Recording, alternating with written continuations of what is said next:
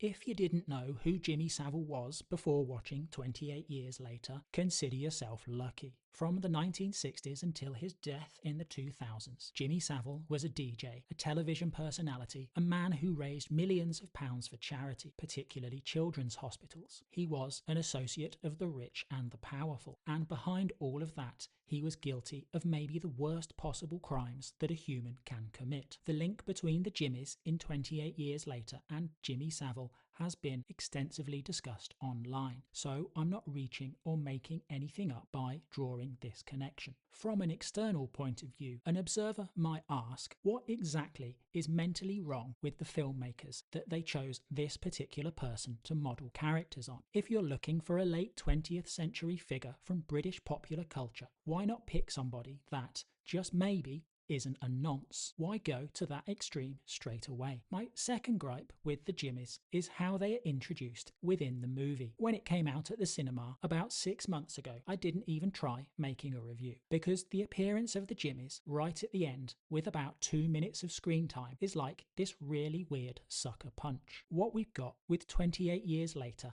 is this laid back, contemplative exploration of identity, this tale of a mother and a son, of a rite of passage, and then the last couple of minutes turns into a Kill Bill tribute show and kind of risks doing a massive shit all over the previous 2 hours. Why exactly were the filmmakers so pleased with themselves that for some reason they couldn't resist adding the Jimmys in at the end? It really might have been better as a post-credit scene. In a rewatch, when you're expecting it, it's not as shit the bed awful as it was the first time, but it's still jarring and very strange. For me, the only thing that makes this not weird is what happens in the second movie. Maybe the Bone Temple is going to compare and contrast Spike and Jimmy and the different choices that they've made. So we have to hope that the Bone Temple ends up like Dune Part 2 and not like the last Mission Impossible movie. On rewatch, I think there are indications that the filmmakers have got ideas on how to draw together the Spike and Jimmy story threads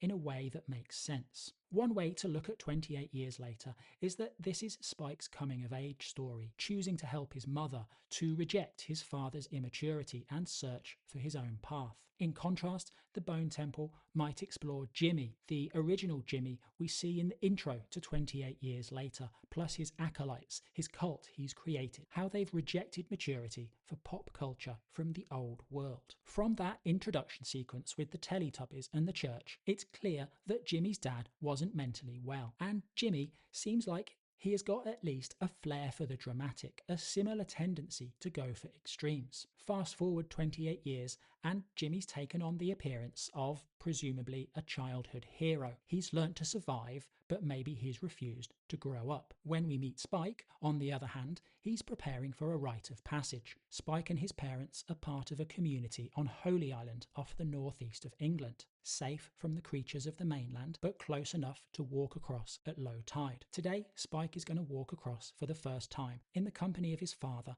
and find some zombies to kill. We see Spike deciding what to take with him. He chooses a torch, a jumper, a water bottle, a whistle, and a knife. He looks at one of his toys, a Power Ranger, bright and colourful like the Jimmys he meets later, but he rejects it in favour of more practical items.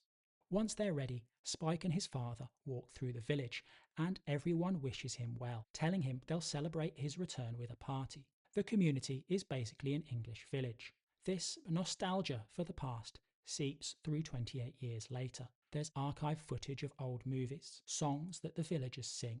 The survivors have recreated their society on the safety of the island. The mainland is a different story. It's beautiful, but Spike's dad tells him there's strange people out there. I wonder if he's met the Jimmys before. Spike gets his kills, a couple of extremely obese zombies called slow-mos. The pair find themselves stuck on the mainland when they get noticed by some fast ones, the type of zombie we saw in the original movie. They hide in the roof of an old cottage, and Spike spots a fire in the distance. He asks who it is, and Spike's dad says he doesn't know. Once they make it back to the island, Spike talks to one of the older members of the community, who explains the fire is probably a doctor, a man they haven't visited in many years. This gets Spike's interest, as his mum is clearly ill, and Spike asks his dad if they can take her to see the doctor. Dad says no, But Spike, who is clearly finding it difficult to respect his father after a series of questionable decisions, takes matters into his own hands and takes his mother on a journey